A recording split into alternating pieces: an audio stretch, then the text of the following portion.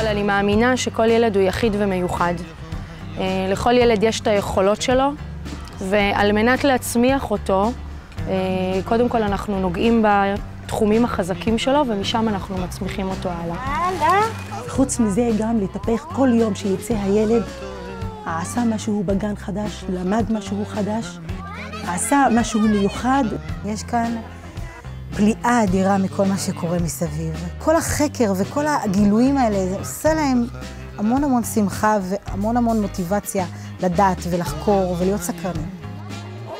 אני חושבת שיש לנו המון כובעים, וכל כובע בעצם מבצע תפקיד אחר. אם זה איש החינוך, איש הוראה, אם זה לפעמים תפקיד של אמא ואבא, אם זה לפעמים לתקן דברים קטנים ולהיות טכנאים קטנים.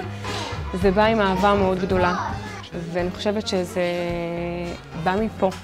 הדברים המשמעותיים ביותר בגיל הצעיר הוא באמת הביטחון הבסיסי, שאני אהוב ורואים אותי ואוהבים אותי ומקשיבים לי. תמיד שהיא עושה לנו דברים כיפים. היא תמיד מחמיאה לילדים מחמאות. אני קודם כל, מתחילת השנה, משתפת את ההורים. אני חושבת ששיתוף הורים בחיי הגן זה העיקרון הבסיסי לחיי הגן.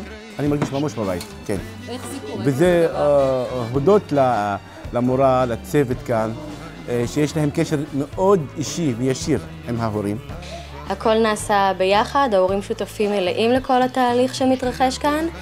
הסבים הם חלק בלתי נפרד מחיי הגן. מאיר התחיל בעצם כסבא גן של הנדימן.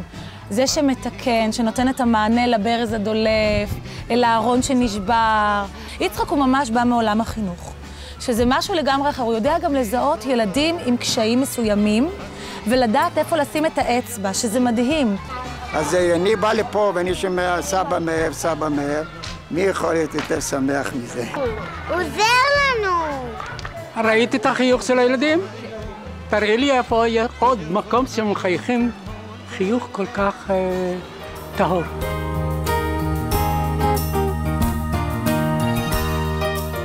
אני מאמינה לעצב כאילו בוגר לחיים בריאים, זה מתחיל מההתחלה, גם בנפש. כל שנה אני שואלת את עצמי אותה שאלה, האם עוד שנה יהיה אותה חוויה? ואני מתפלאת לטובה שאני כל שנה מצליחה לעשות קהילה עם ההורים ועם הילדים, ומה שאני גאה בו, שהקהילה שאני מצליחה ליצור כאן בגן, זה ממשיכה לה. וזה שהם באים בבוקר בחיוך והולכים עם חיוך, זה בשבילי הכי חשוב.